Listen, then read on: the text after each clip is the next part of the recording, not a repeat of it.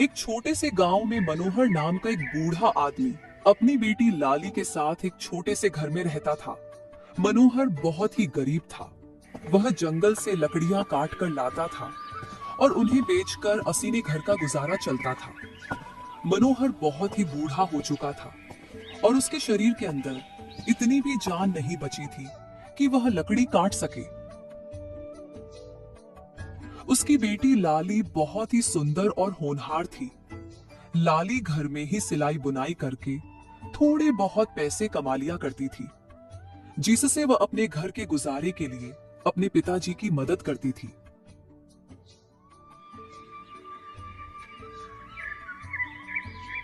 एक दिन मनोहर जंगल में लकड़ी काटने जा रहा होता है। तभी लाली कहती है, पिताजी, मैंने आपसे कितनी बार कहा है, अब आपके शरीर में इतनी जान नहीं है कि आप लकड़ी काट सको। अब आपको आराम की जरूरत है। पिताजी, आप घर पर आराम क्यों नहीं करते हो? बेटा लाली, मैं घर पर आराम कैसे कर सकता हूँ? अगर मैं ही आराम करने लगूंगा तो हमारे घर का खर्चा कैसे चलेगा? और मुझे तुम्हारी शादी भी तो करनी है और फिर उस सूदखोर के पैसे भी तो देने हैं। तुम नहीं जानती लाली, मुझे हर वक्त डर लगता रहता है कि कहीं वह सूदखोर पैसे लेने ना आ जाए। बेटा, वह सूदखोर बहुत ही बेरहम इंसान है। अगर हमने जल्दी से जल्दी उसका पैसा नहीं चुकाया तो वह हमारे साथ कुछ भी कर सकता है। पिताजी, आप ज्यादा परेशान ना हो, भगवान जरूर कोई रास्ता निकालेंगे। और मैं भी तो सिलाई बुनाई का काम करती हूँ। आज से मैं दिन रात मेहनत करूंगी जिससे हम उस सूदखोर के पैसे दे सके। बेटी की बातों को सुनकर बूढ़े मनोहर की आंखों में आंसू आ जाते हैं। मनोहर बिना कुछ कहे जंगल की ओर लकड़ियां काटने के लिए निकल जाता है। लाली अपने पिता की आंखों में आंसू देखकर बहुत परेशान हो जाती है।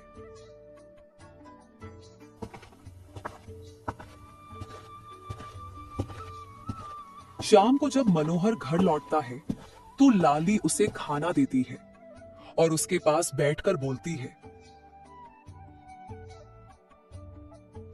पिताजी, आप किसी से थोड़े पैसे उधार लेकर उस सूदखोर के पैसे क्यों नहीं दे देते? बेटा, बुरे वक्त में कोई रिश्तेदार या अपने काम नहीं देते। सारे रिश्तेदार मुंह मोड़ लेते हैं और वैसे भी मेरे सारे रिश्तेदार खुद ही गरीब हैं। वह तो अपना गुजारा ही बड़ी मुश्किल से कर पाते हैं। ऐसे में भला मेरी मदद कैसे करेंगे? मेरा कोई दोस्त या रिश्तेदार इतना अमीर नहीं है जो मुसीबत में मेरी मदद कर सके। लेकिन पिताजी, हमें कैसे भी करके उस सूदखोर के पैसे का इंतजाम करना ही होगा। वह कल अपने पैसे लेने आएगा। अगर उसे पैसे नहीं मिलेंगे तो पता नहीं वह हमारे साथ कैसा सुलूक करेगा। मनोहर अपनी गरीबी के कारण बहुत ही लाचार था। उसे समझ में नहीं आ रहा था कि वह सूदखोर से अपना पीछा कैसे छुड़ाए। अगले दिन जब बूढ़ा मनोहर जंगल में लकड़ी काटने गया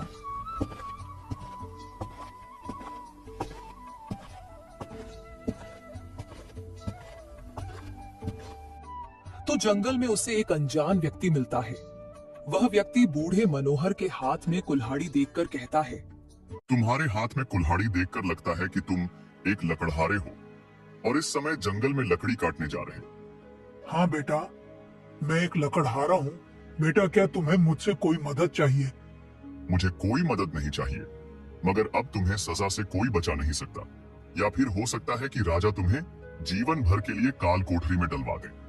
ये तुम क्या कह रहे हो बेटा? मैंने तो ऐसा कोई काम नहीं किया जिसके लिए राजा मुझे इतनी कठोर सजा देंगे। क्या तुम नहीं जानते, राजा ने पेड़ काटने पर रोक लगाई हुई है। अगर कोई भी जंगल में पेड़ काटता हुआ पकड़ा गया तो राजा उसे कठोर से कठोर सजा देंगे। और अब तुम्हें मेरे साथ राजा के पास चलना होगा। बेटा, अगर मैं लकड़ियां नहीं काटूंगा तो मेरे घर का गुजारा कैसे होगा? अगर तुम चाहते हो कि राजा तुम्हें सजा ना दे और तुम्हारे घर का गुजारा चलता रहे तो तुम्हें मुझे पैसे देने होंगे। तभी मैं तुम्हारे बारे में राजा को कुछ भी नहीं बताऊंगा। अनजान व्यक्ति की बातें सुनकर मनोहर की आंखों में आंसू आ जाते हैं। अब तुम रो क्यों रहे हो? रोने धोने से काम नहीं चलेगा, पैसे से काम चलेगा, सिर्फ पैसे से। अगर तुम चाहते हो कि राजा तुम्हें सजा ना दे तो तुम्हें पैसे देने ही होंगे।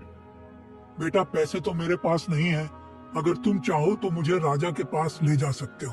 क्या तुम्हें सजा से डर नहीं लगता जो थोड़े पैसे के लिए अपनी जान जोखिम में डाल रहे हो? मनोहर अपनी सारी बात उस अनजान व्यक्ति को बताता है। बेटा मेरे घर में मेरी एक बेटी भी है और मुझे उसकी शादी भी करनी है, और उससे पहले मुझे एक सूदखोर के पैसे भी देने हैं। अगर मैंने उस सूदखोर के पैसे ना दिए तो वह सूदखोर मेरी जान ले लेगा। अब तुम ही बताओ बेटा, मैं क्या करूं? फिर मनोहर की बात सुनकर अनजान व्यक्ति कहता है, देखो वैसे तो मैं किसी पर भी दया नहीं करता हूँ, लेकिन तुम बूढ़े हो और तुम्हारी एक बेटी भी है जिसकी तुम्हें शादी भी करनी है। देखो बाबा, मैंने आज तक अपनी जिंदगी में कोई भी अच्छा काम नहीं किया है, लेकिन हाँ आज जरूर करूंगा। क्या पता इस नेक काम से भगवान मुझसे खुश हो जाए और मेरी सारी गलतियों को माफ कर दे। तभी वो आदमी सोने के सिक्कों से भरी एक थैली निकालकर मनोहर को दे देता है। इस थैले में सोने के सिक्के हैं। कुछ सिक्कों को तुम सूदखोर को दे देना और बचे हुए सिक्कों से तुम अपनी बेटी की शादी कर देना। अब तुम यहाँ से जाओ इससे पहले कि तुम्हें कोई और देख ले। बूढ़ा मनोहर उस आदमी को बहुत आशीर्वाद देता है और खुशी खुशी अपने घर की ओर निकल जाता है।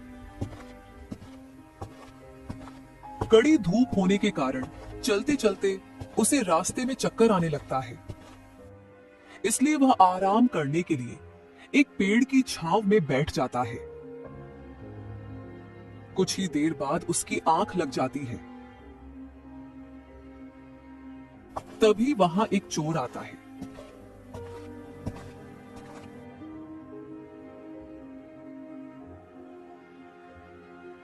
और बूढ़े मनोहर की सोने से भरी पोटली को चुरा कर ले जाता है।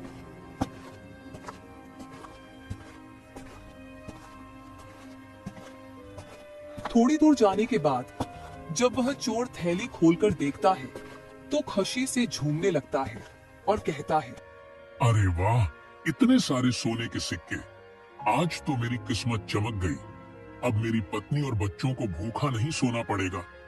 इन सिक्कों से तो मेरा सालों का गुजारा हो जाएगा। इतना कहकर चोर अपने घर की ओर निकल जाता है।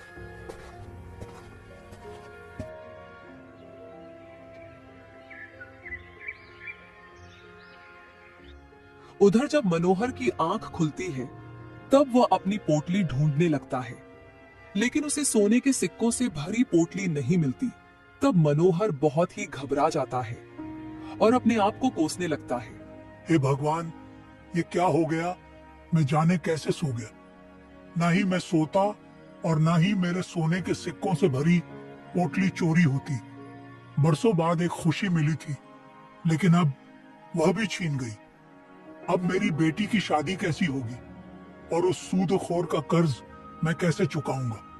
हे भगवान, मुझ बूढ़े और लाचार के मदद कर। तुम मुझे हमेशा कोशिश करती थी ना कि मैं कुछ काम नहीं करता हूँ। ये देखो, सोने से भरी पोटली, इन सिक्कों से हमारा कम से कम 2 साल तक का गुजर हो ही जाएगा। अब मुझे कोई भी काम ढूंढने की जरूरत नहीं है। आप इतने सारे सोने के सिक्के कहाँ से लाए हो? तुम्हारे यह सवाल करने की आदत कब जाएगी? मैं इतने सारे सोने के सिक्के कहाँ से लाया हूँ, यह तुम्हें जानकर क्या करना है? मुझे जानना है कि आप इतनी जल्दी इतने सारे सोने के सिक्के कहाँ से लाए। कहीं आपने ये सोने के सिक्के चुराकर तो नहीं लाए? तुम्हारी यह बहस करने की आदत कब जाएगी? हाँ, मैं यह सिक्के चुरा कर लाया हूँ। एक बूढ़ा आदमी पेड़ के नीचे सो रहा था, उसी के जेब से मैं यह सोने की पोटली चुरा कर लाया हूँ। क्या आप अब चोरी भी करने लगे हो? क्या आप दूसरों को तकलीफ देकर खुश रहना चाहते हैं? वह बेचारा बूढ़ा गरीब आदमी न जाने किस हाल में होगा, न जाने उसने ये सोने के सिक्के किस काम के लिए रखे होंगे, और आप उन सिक्कों को चुराकर ले आए। अरे, वह बूढ़ा गरीब आदमी नहीं है, बल्कि एक पैसे वाला आदमी है। यह आपको कैसे पता कि वह पैसे वाला आदमी है? क्या आप उसे जानते हो?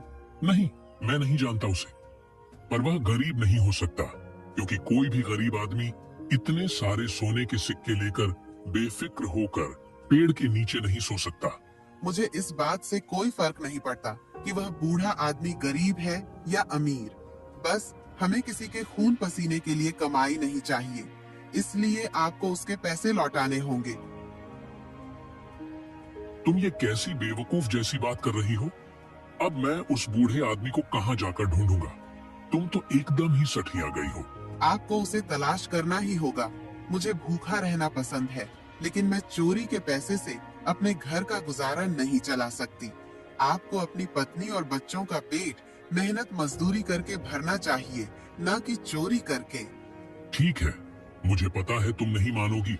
मैं जाकर उस बूढ़े आदमी के सिक्के वापस कर दूंगा। मैं कल सुबह सुबह ही घर से निकल जाऊंगा और उसे बूढ़े की तलाश करूंगा। अब खुश होना तुम।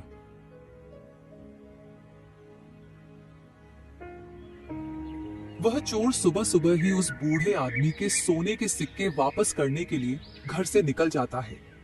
उधर बूढ़ा मनोहर दुखी होकर जब अपने घर पहुंचता है, तब उसकी बेटी कहती है,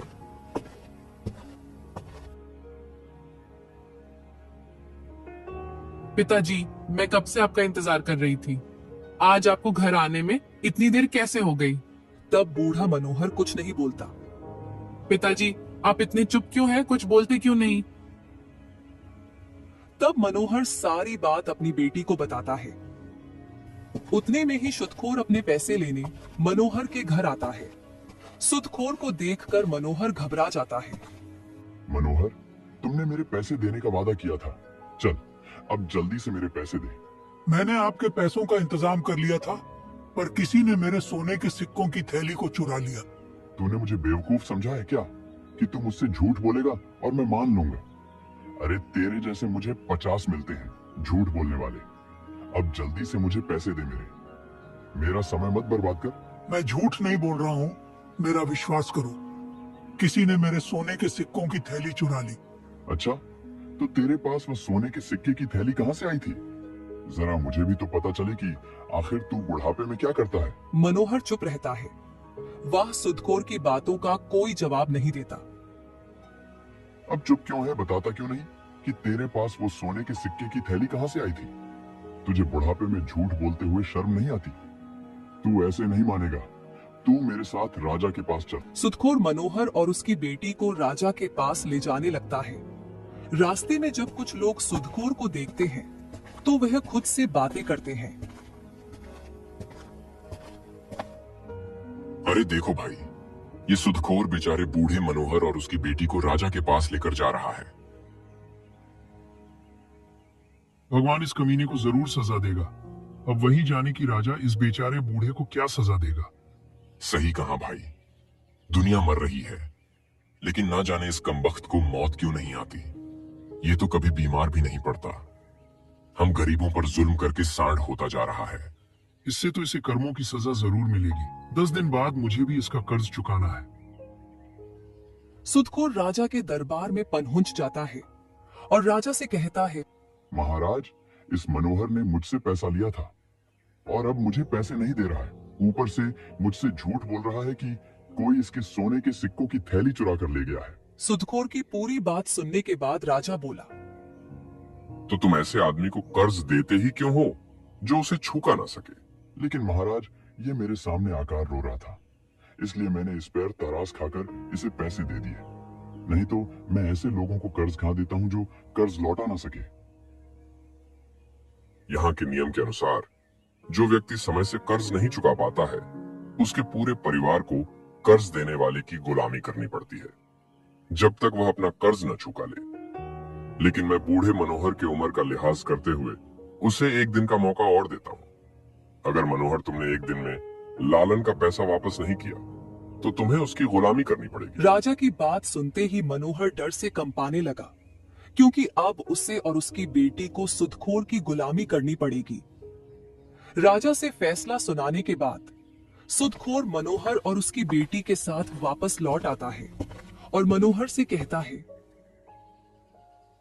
मनोहर, तू मेरे पैसे 2 साल में नहीं लौटा पाया तो एक दिन में क्या लौटाएगा? तू एक काम कर, अपनी इस खूबसूरत बेटी की शादी मुझसे कर दे। तेरी बेटी मेरे साथ राज करेगी और मैं तेरे साथ भी अच्छा व्यवहार करूंगा। मैं तेरे जैसे इंसान से कभी शादी नहीं करूंगी। तू बेरहम है, इंसानों पर जुल्म करता है। तो ठीक है, फिर मैं भी देखता हूँ तुम लोग मेरे पैसे कैसे चुका पाते हो।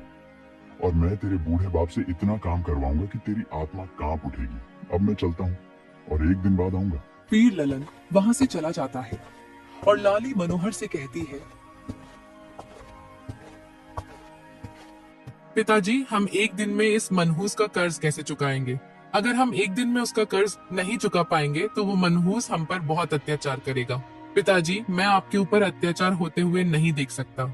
इस कमीने ने बहुत लोगों को लूटा है, किसी का घर छीन लिया है तो किसी की जमीन छीन ली। पिताजी, अगर आपकी मर्जी हो तो मैं इस कमीने से शादी कर लेती हूँ, नहीं तो वो आप पर बहुत अत्याचार करेगा। नहीं बेटी, तुम उससे लल्लन से शादी मत करना। अगर हमारी किस्मत में उसकी गुलामी करनी लिखी है तो हम उससे भाग नहीं सकते। लेकिन पिताजी, वह सूदखोर बहुत बेरहम है, उसे किसी पर दया नहीं आती। वो आपकी उम्र का भी लिहाज नहीं करेगा। बेटी, भगवान जरूर कोई रास्ता निकालेंगे और जल्दी ये कठिन समय गुजर जाएगा। इतना कहकर मनोहर अपनी कुल्हाड़ी लेकर घर से निकल जाता है और उसी पेड़ के नीचे जाकर बैठ जाता है जहां से उसके सोने के सिक्के चोरी हुए थे। बहुत देर तक आसमान में टकटकी लगाकर देख रहा होता है और ना जाने क्या क्या सोच रहा होता है। उसको कुछ समझ में नहीं आ रहा था कि वो करे तो क्या करे। इतने में वो चोर मनोहर की तलाश करते हुए उसके पास आता है। वो बूढ़े मनोहर को पेड़ के नीचे देखकर बहुत खुश होता है और वो उससे कहता है, काका, आपको देखकर मालूम होता है कि आप किसी बड़ी मुसीबत में हैं। आप मुझे बताएं, क्या बात है? मुझसे जो हो पाएगा मैं आपकी मदद करूंगा। बूढ़ा मनोहर चोर के फटे और गंदे कपड़े देखकर बोला, बेटा, तुम्हारे कपड़े तुम्हारी कहानी खुद बयान कर रहे हैं। ऐसे में मैं कैसे विश्वास करूं कि तुम मेरे इस बुरे समय में मेरी मदद कर सकते हो। काका, आप मेरे कपड़ों पर लगे पवन देखकर मेरी हालत पर मत जाइए। आप मुझे अपनी परेशानी बताएं। हो सकता है मैं आपकी कुछ मदद कर पाऊं। मैं पूरी कोशिश करूंगा कि आपके दुख को दूर कर पाऊं। बेटा, 2 साल पहले मैंने एक सूदखोर से कर्ज लिया था, लेकिन मैं अभी तक उसका कर्ज नहीं चुका पाया। अगर कल तक मैंने उसका कर्ज नहीं चुकाया तो मुझे और मेरी बेटी को उसकी गुलामी करनी पड़ेगी। एक नेक दिल इंसान ने मुझे कुछ सोने के सिक्के दिए थे। मैंने सोचा था उनसे मैं अपनी बेटी की शादी करूंगा और शुद्ध खोर के भी पैसे चुका दूंगा, लेकिन किसी ने उन्हें को चुरा लिया। चोर सोने के सिक्कों की थैली बूढ़े मनोहर के सामने रखकर बोलता है, काका, कहीं ये आपके सोने की थैली तो नहीं? तुम्हारे पास ये सोने के सिक्के की थैली कहाँ से आई? इसे तो कोई चुरा कर ले गया था। दरअसल मैं एक गरीब आदमी हूँ। मेरे घर में बीवी बच्चे भूखे थे। मैं काम की तलाश में निकला था, पर किसी ने भी मुझे काम नहीं दिया। मुझे आप एक पेड़ के नीचे सोते हुए मिले और मैंने आपके पास ये पोटली देखी तो मैंने आपके सोने की थैली चुरा ली, जिससे मेरे घर का गुजारा हो सके और मेरे बीवी बच्चों को भूखा न रहना पड़े। लेकिन मेरी पत्नी ने मुझसे कहा कि मुझे भूखा मरना पसंद है, लेकिन चोरी के सिक्कों से अपने घर का गुजारा नहीं कर सकती। हो सके तो कृपया मुझे माफ कर दीजिएगा। मेरी वजह से आपको इतनी परेशानी का सामना करना पड़ा। कोई बात नहीं बेटा, तुमने मुझे ये सोने के सिक्के लौटा दिए, इसलिए मैं तुम्हें माफ करता हूँ। अब मैं इन्हें सिक्कों से और सूदखोर का कर्ज चुका दूंगा और बचे हुए सिक्कों से अपनी बेटी की शादी करूंगा। बेटा, अब मुझे चलना चाहिए। मुझे जल्दी से जल्दी सूदखोर का पैसा भी चुकाना है। अब बूढ़ा मनोहर अपने घर चला जाता है और सोने के सिक्कों की थैली को अपनी बेटी को दिखाते हुए कहता है,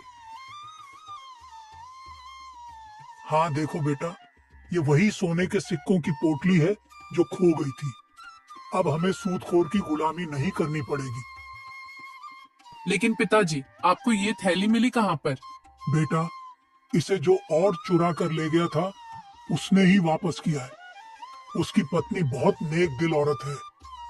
मैंने तुमसे कहा था ना कि भगवान हमारी मदद जरूर करेगा। पिताजी, हाँ तो बहुत अच्छा हुआ। अब हमें सूदखोर से छुटकारा मिल जाएगा। इतने में ही सूदखोर ललन उनके घर आ जाता है और बूढ़े मनोहर से कहता है, मनोहर, चल मुझे मेरे पैसे वापस कर दे।